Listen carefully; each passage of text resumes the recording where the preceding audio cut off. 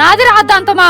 మీ వాళ్ళని ఒకలాగా నా వాళ్ళని ఒకలాగా ఎందుకు చూస్తారని అడిగితే అది మీకు రాద్దాంతం. నేను అలా ఏం చూడలేదు. చూశారు.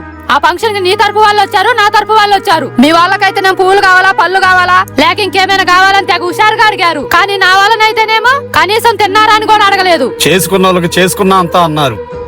మీ వాళ్ళు ముందు చేసిన పనులు బట్టే నా ప్రవర్తన ఉంటుంది.